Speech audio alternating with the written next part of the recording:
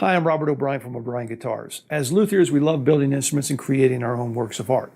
However, if you're in a working shop, a lot of times what keeps the lights on and pays the bills is repair work. And it's completely different than building. Now, I think that you can be a great repair person if you've never built an instrument. However, I think that you have a slight advantage if you built some instruments. You also need to be a very good repair person. If you're good at what you do, people will seek out your services. Now, that goes for anything in life, not just lutherie and repair work. So the objective in this video series is to become a good repair person. And I've got a bunch of instruments that have come across my bench that I'm going to start documenting on how I approach the repair. And a lot of times it's a case-by-case basis. There are some things to consider, though. First of all is your structural repair. Second is cosmetic repair. And a lot of times you can do the structural repair without addressing the cosmetic repair, or vice versa. But every now and then you get sometimes the client that comes in and they just can't sleep at night because they got this small ding on there.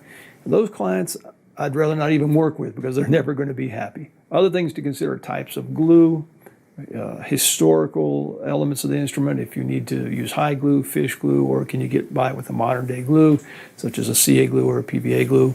The bottom line also, what the client will let you get away with.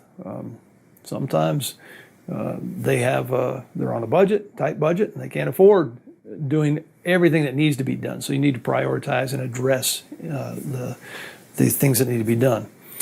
Something else to consider is it even worth working on? A lot of times I get clients that bring in grandpa's old Martin that they found in the attic, and it's worth about $500 to $1,000, and they want $3,000 worth of work done on it. Well, the math just doesn't add up. However, a lot of times there's an emotional attachment, a sentimental value. In that case, the instrument's priceless. So you and your customer need to sit down and decide how far you want to take this and what actually they can afford and what actually should be done to the instrument. There's many, many other things to consider. Those are just a few of them. But rule number one is do no harm. You don't want to, if it's a historical instrument, you don't want to take it out of its original state and start using modern glues and modern things on it. You want to keep it as historical as possible. That's my opinion. There are some museum pieces out there, and that especially applies for those.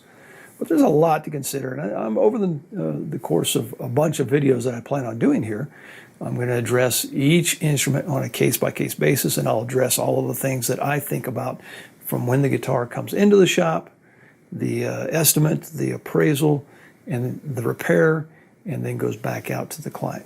So I hope you'll find these videos useful, and let's get started.